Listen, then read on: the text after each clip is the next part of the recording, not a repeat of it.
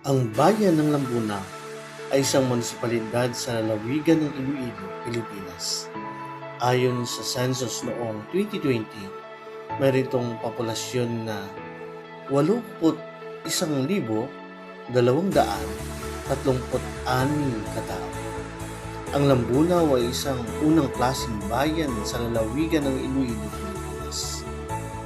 Ang Lambunaw ay ang pinakamalaking munisipalidad sa Iloilo sa lawak ng lupa at 47 kilometro, 29 milya mula sa Iloilo City.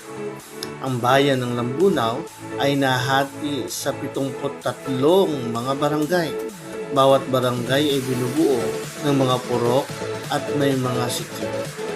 Ito ay nasa hangganan ng hilaga ng maliliit na panikala ng bundok at ng palino sa timog ng Haliwan sa silangan ng Guemes sa kanluran sa pamagitan ng malaking panikala ng bundok.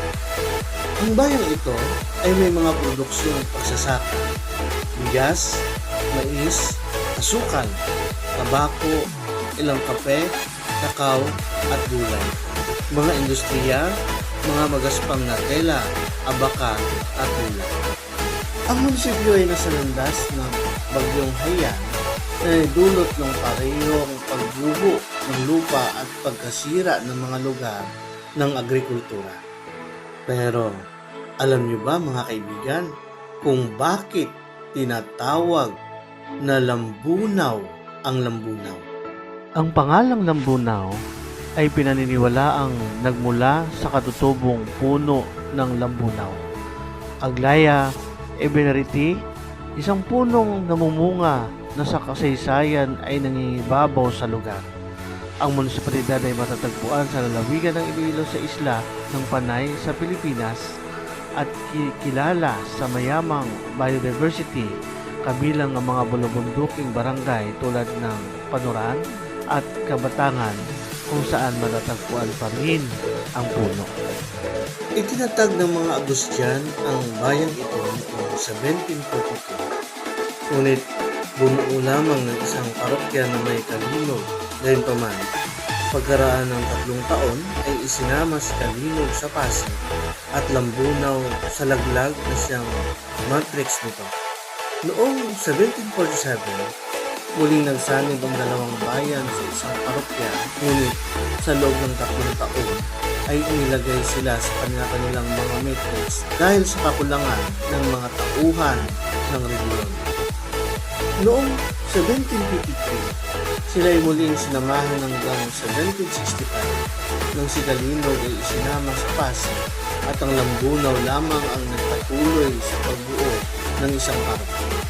Noong 1879, inilipat ito ni Padre Jose Lugo sa kung saan ito ngayon. Mas mabuti kaysa sa dati, ito ngayon ay nasa isang malawak na talampas sa taas ng 170 metro sa ibabaw ng antas ng dagat.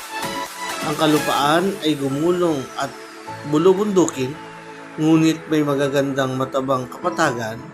Ito ay dinidilig ng mga ilog ng halaod at ng ulian at maraming ilog. Sa kabundukan nito ay may mga negreto at takas sa mga taong magulo ang pamumuhay at mapanganib para sa mga palapit na bayan. Pero alam niyo ba mga kaibigan, ang ganda at kultura sa lugar na ito? Ang Binanog Festival.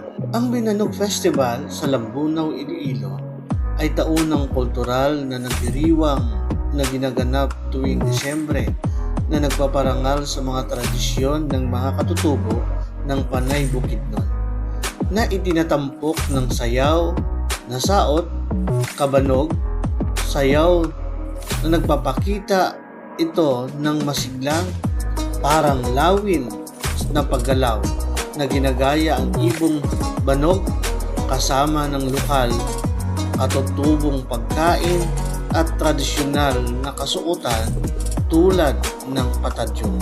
Ang kahalagahan ng pagdiriwang ay nagpapanatili ng mayamang pamana ng kultura at ninuno ng pamayanan ng Panay Bukidnon na nakatuon sa sayaw na binanog na nagsasaad ng kwento ng pag-ibig. Mga tampok sa pagdiriwang, ang Saot Kabanog, Interpretative Dance Competition, ang pagpili ng Binanog Festival Queen, Patadyong Day, at mga pagpapakita ng katutubong sining. Ang mga performer ay nagsusuot ng tradisyonal na kulay na kasuotan, kabilang ang saipang, pula at puting blusa at kimono. Ginaganap ang festival sa Disyembre na ang mga highlight ay madalas na nagpapatuloy sa mga kasiyahan sa susunod na taon. Halimbawa, ang ika-23 na pagdiriwang sa Disyembre 2025 ay may mga pagtatanghal na umaabot ng unang bahagi ng 2026. Ito ay ginaganap sa munisipalidad ng Lambunaw, Iloilo. Madalas na may pagtatanghal ng iba't ibang lokal na tribo tulad ng Tribo Arigay, Tribo Likday at Tribo Dinagmay. Ang Binaog Festival ay isang masiglang community driven na kaganapan na kadalasang nagpapakita ng pagmamalaki ng bayan sa mga lokal at rehiyon na pagdiriwang, kabilang ang kasadyahan sa Kabanwahan bilang bahagi ng Iloilo Dinagyang Festival.